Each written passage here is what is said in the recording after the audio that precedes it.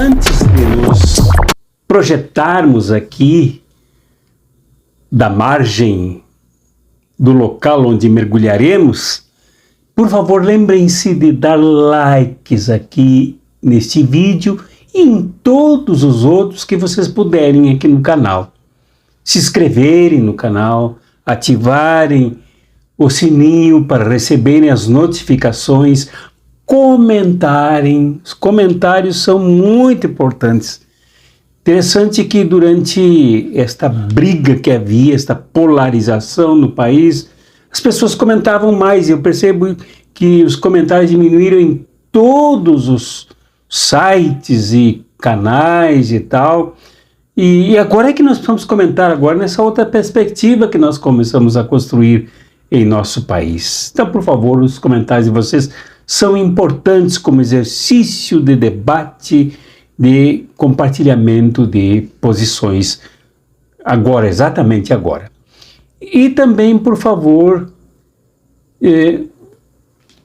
compartilhem este vídeo, os outros vídeos, e notem aqui o Pix que passa aqui embaixo para fazer a contribuição, a doação que vocês mais acharem adequada ao tamanho das possibilidades de vocês e ajudarem o nosso canal aqui a andar nesses momentos difíceis que ainda vivemos e que viveremos ainda por uma boa quantidade de meses. O nosso mergulho de hoje busca olhar aqui no fundo desta coisa que ocorreu no dia 8 de janeiro agora, 2023, e que foi o ápice de uma sucessão de coisas, de ações, de discursos e conflagrações violentas na sociedade brasileira. Violentas, que redundaram em pessoas feridas, mortas, em lutos, em descalabro econômico, social e sanitário em nosso país, como todos nós tristemente nos lembramos. O que houve em Brasília, evidentemente foi, repito, faço questão de repetir, foi um ponto máximo. Mas, infelizmente, não nos livramos ainda de outras possibilidades, porque esta escória ainda se movimenta como detritos no meio das águas sociais brasileiras. E elas podem se transformar em coisas muito graves em nosso país. A gente não deseja isso, mas também não somos inocentes para não percebermos o que aí se movimenta na sociedade. E é fácil aqui imaginar as dificuldades do ministro Flávio Dino, no Ministério da Justiça, no interventor da Secretaria de Segurança de Brasília, do governo Lula, frente às várias armações que seguidamente mostram ainda sinais de que ocorra coisa mais grave em nosso país, como, por exemplo, o estouro de uma guerra civil. Precisamos olhar para os detritos aqui, para aqueles volumes maiores, menores e também médios, que funcionam, que atuam como causa de tudo isso em nossa sociedade. E aqui então eu busco uma notícia, uma explicação para isso, e irei além, claro, daquilo que se alcança num texto. A notícia vem de uma entrevista que o professor, pesquisador, estudioso Fábio Sá e Silva, Fábio de Sá e Silva, da Universidade de Oklahoma, nos Estados Unidos, que se dedica a estudar a Lava Jato e o que ele chama de lavajatismo na sociedade brasileira.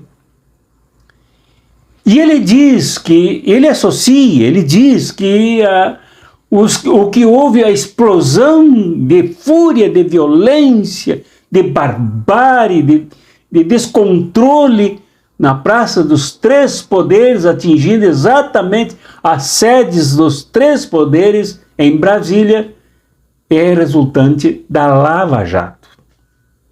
A Lava Jato seria uma espécie, agora digo eu, de mãezona de tudo aquilo, e foi dentro do útero da Lava Jato que se inoculou o espermatozoide do que veio, do que cresceu no Brasil e explodiu em Brasília no dia 8. E como ele explica isso? Ele explica que o lavajatismo insuflou na sociedade brasileira o desprezo às instituições. As instituições passaram a sofrer de grande parte de contingentes sociais brasileiros desconfiança. E de outros setores, o ódio, o desprezo transformado em ódio como ataque das instituições. Então, isto é bem claro nos estudos do pesquisador, do professor Fábio. Ele também disse que amplos setores da sociedade brasileira desenvolveram desprezo e fobia pela militância política, pela política. A política aí representada pelos partidos, principalmente os partidos de esquerda, representada pelas instituições parlamentares, Congresso Nacional, Assembleias Legislativas, Câmara de Vereadores, etc. E olhe bem que aí já começam a rolar alguns fatos que a nossa memória nos traz aqui sobre câmaras de vereadores que sofreram, vereadores, assembleias legislativas com inúmeras situações de constrangimentos a parlamentares, homens e mulheres, Congresso Nacional, etc. E também esta ojeriza à política despertou o ódio por aquilo que sustenta institucionalmente a política, que são as instituições do judiciário também. Isto, segundo o professor Fábio, criou na sociedade brasileira um movimento que a deslocou para um epicentro de direita.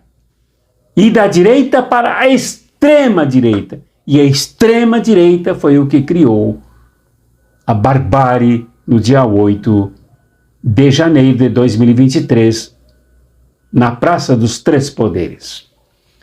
Então, de certa forma, o professor Fábio informa na pesquisa que ele deu, na entrevista que ele deu na Folha de São Paulo, que o que houve em Brasília é fruto de uma mentalidade de extrema-direita, e a extrema-direita saiu da Lava Jato.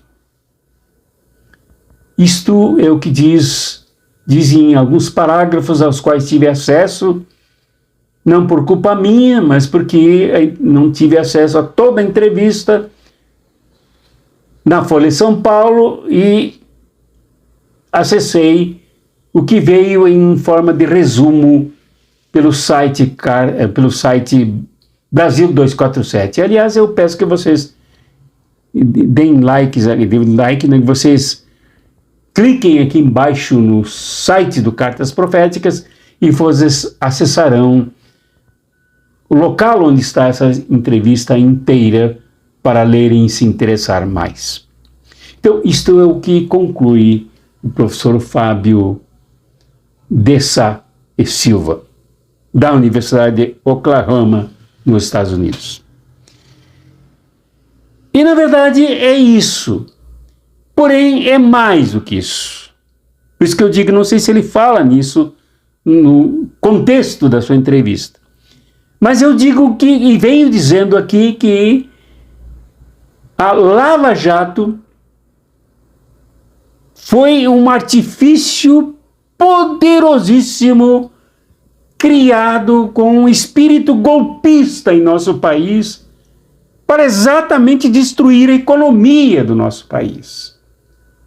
Tanto que o presidente Lula, agora o governo Lula, tem projetos para recuperar as empresas que atuam principalmente na infraestrutura do país, como por exemplo o Odebrecht e outras e tal, né? Em negociação com BNDES, investir dinheiro na recuperação dessas empresas que são responsáveis por tecnologias avançadas, responsáveis pela engenharia avançada e mais barata, e por uma gama enorme de empregos.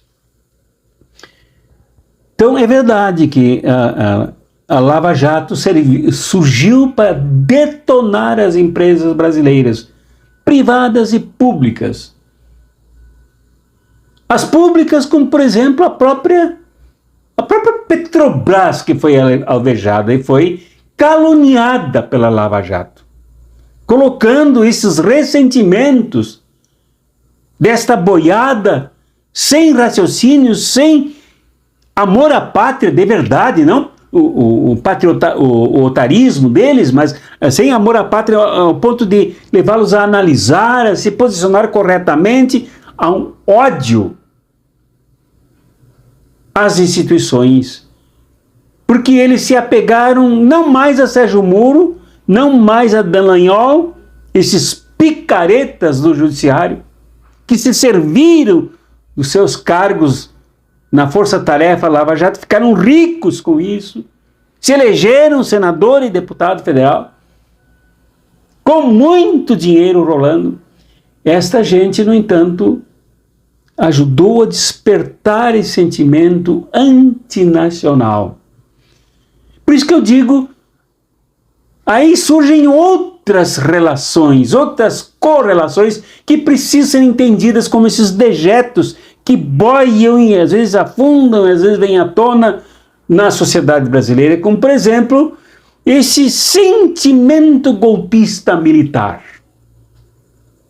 que também foi insuflado pela Lava Jato, já que ela empurrou parte da sociedade brasileira para a direita e para a extrema direita. E visto que o próprio pai de Sérgio Moro era funcionário da Arena, o partido da ditadura militar. Então a Lava Jato tinha uma tinta carregada da ditadura militar.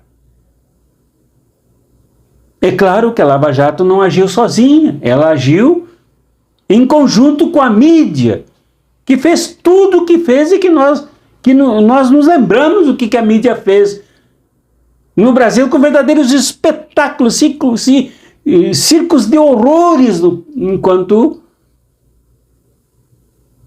difamavam pessoas, destruíam reputações, esmagavam honras, caçavam pessoas, prendiam pessoas, condenavam pessoas sem prova.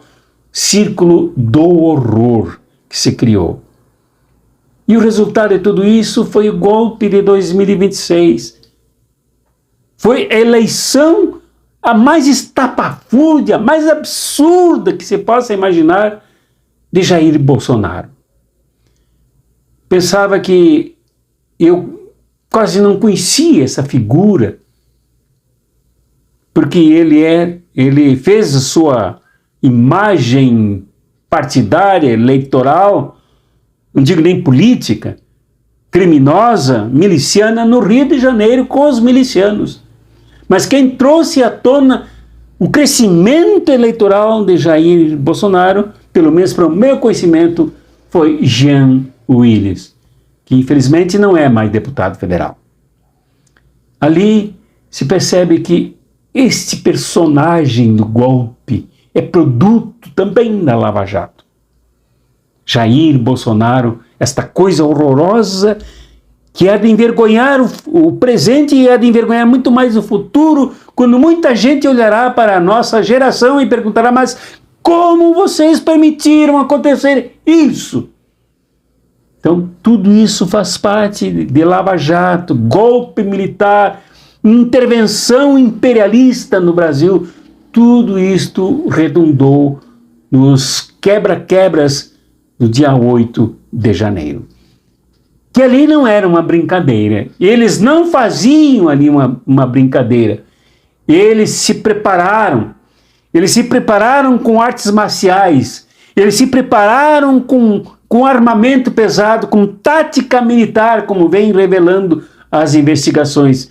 Se prepararam com maneira de atacar as forças armadas ali ativas, se juntando inclusive com inúmeros militares. 15 militares já estão presos, tanto bombeiros, da polícia militar, da polícia civil, do exército, da marinha, da aeronáutica, dos vários segmentos armados brasileiros militares estão presos, porque ajudaram a organizar a tática militar de avanço. Por isso foi difícil vencer aqueles que tiveram um campo quase livre.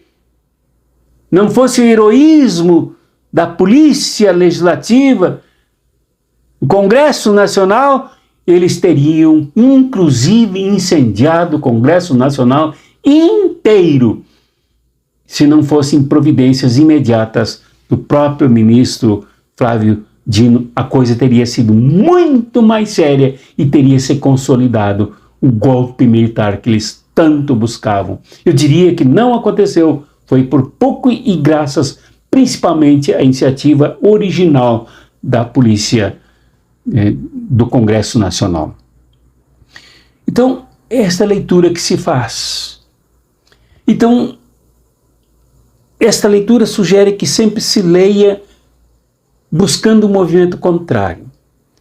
Isto é, se a Lava Jato insuflou o ódio às instituições, a nossa luta tem que ser em defesa das instituições que protegem a democracia, o Estado de Direito, protegem os nossos próprios direitos. Se a Lava Jato insuflou a imagem terrível de que política não presta e que os políticos e as mulheres que atuam nesse campo também não prestam, são todos corruptos. Esta é uma figura também que o professor encontrou na sua pesquisa, de que eles acham que tudo é dominado pela corrupção. Eles criaram uma imagem de corrupção. Então, se eles falam mal da política, é para lá que nós temos que nos dirigir. É lá que nós temos que entrar. É lá que nós temos que lutar, porque nós somos essencialmente, como dizia Aristóteles, já nas primeiras palavras do seu livro A Política, já no primeiro capítulo já diz que o homem é animal naturalmente político. E quando fala em homem, hoje dá para atualizar isso, dizer que o ser humano é ser naturalmente político, porque vive na polis, vive coletivamente. Então, é para lá que nós temos que ir, para a luta política, a luta cidadã, a luta coletiva, que ultrapassa simplesmente a eleição, cujas armas são muito mais abundantes, arma do debate, arma da organização, arma da mobilização, arma da construção teórica, da compreensão da realidade, do que o título eleitoral.